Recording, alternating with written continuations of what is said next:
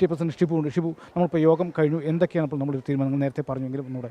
തീരുമാനം ഇപ്പം ഒന്നേ എടുത്തിട്ടുള്ളൂ. നമ്മൾ ഒന്ന് സ്കൂളിലെ രക്ഷിതാക്കൾ വിളിച്ചിട്ട് നമ്മൾ ഈ കാര്യങ്ങൾ പറയും. മറ്റൊന്ന് ഈ പറഞ്ഞ പോലെ കുട്ടിയെ ഈ ഭാഗമായിട്ട് പെട്ടെന്നുണ്ടായിട്ടുള്ള ഒരു ഇതാണ് നമ്മൾ PTA അറിയിച്ചു.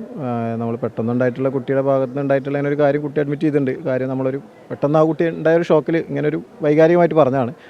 അപ്പോൾ അതിപ്പോൾ കുട്ടി സമ്മതിച്ചിട്ടുണ്ട്. അപ്പോൾ അതിൻ്റെ ഭാഗമായിട്ട് തന്നെ കുട്ടി അങ്ങനെ ഉണ്ടാകുന്ന ഒരു പ്രയാസം ഒരു കൗൺസിൽ കാണിച്ച് നമ്മളിവിടെ സ്വാഭാവികമായിട്ട് കുട്ടി അങ്ങനെ പരിഹരിച്ച് കുട്ടിയെ വീണ്ടും സ്കൂളിൽ കൊടുന്ന് ആ രീതിയിൽ മുന്നോട്ട് പോകാനാണ്, കുട്ടിയെ ചേർത്ത് പിടിക്കുക എന്നുള്ളതാണ്. ഇതുവരെ ഈ സ്കൂളിൻ്റെ അകത്ത് നമ്മളിങ്ങനെ ഒരു എല്ലാ സ്കൂളിലും നടക്കുന്ന പോലുള്ള ചെറിയ ചെറിയ പ്രയാസങ്ങൾ മാത്രമല്ലാതെ ഇതൊരു അപ്രതീക്ഷിതമായിട്ടുണ്ടായ ഒരു കാര്യമാണ്. അപ്പോൾ അത് അല്ലാത്ത വേറൊരു പ്രശ്നമില്ല. ആ കുട്ടിയുടെ ലൈഫും അതുപോലെ തന്നെ അധ്യാപകരായാലും PTA എല്ലാവരും ചേർന്ന് പിടിച്ചുകൊണ്ട് നമ്മൾ സ്കൂളിനെ നല്ല രീതിയിൽ തന്നെയാണ് മുന്നോട്ട് കൊണ്ടുപോകുന്നത്. സമൂഹ മാധ്യമങ്ങൾക്ക് വേറെ തരത്തിൽ പല പ്രചാരണവും വരുന്നതും അറിഞ്ഞിട്ടുണ്ടാവും. അത് നമ്മൾ പ്രതിരോധിക്കാൻ എന്തെങ്കിലും നമ്മൾ ഇവിടെ എന്തെങ്കിലും യോഗത്തിൽ തീരുമാനിച്ചു? നമ്മൾ അങ്ങനെ പ്രതിരോധിക്കാനുള്ള കാര്യമില്ല. നമ്മളതിന് വേറെ എന്തെങ്കിലും പറയുമ്പോഴല്ലേ പ്രശ്നമുള്ളൂ. ഇതിപ്പോൾ ഉള്ള കാര്യം നമ്മൾ പറഞ്ഞിട്ടുണ്ട്, അത്ര തന്നെ ഉള്ളൂ. അതിനപ്പുറത്തേക്ക് ഇനി പ്രതിരോധിക്കേണ്ട ഒരു ആവശ്യമുണ്ടെന്ന് തോന്നുന്നില്ല.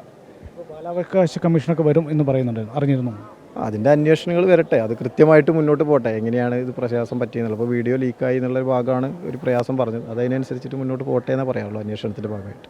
അപ്പോൾ വീഡിയോ ലീക്കിനെ കുറിച്ച് പ്രധാനാധ്യാപകൻ പറഞ്ഞു 2 പേർക്ക് മാത്രമാണ് സ്കൂളിൽ നിന്ന് വീഡിയോ അയച്ചു കൊടുത്തത്. ഒന്ന് പോലീസ് തൃത്താല പോലീസ് സ്റ്റേഷനിലേക്ക്, മറ്റൊന്ന് കുട്ടിയുടെ അച്ഛന് ആണ് അയച്ചു കൊടുത്തത്. അദ്ദേഹം വിദേശത്താണ്. അപ്പോൾ അദ്ദേഹം അറിഞ്ഞിരിക്കാൻ വേണ്ടി അയച്ചു കൊടുത്തു. ഈ 2 പേർക്ക് മാത്രമാണ് അയച്ചു കൊടുത്തത്.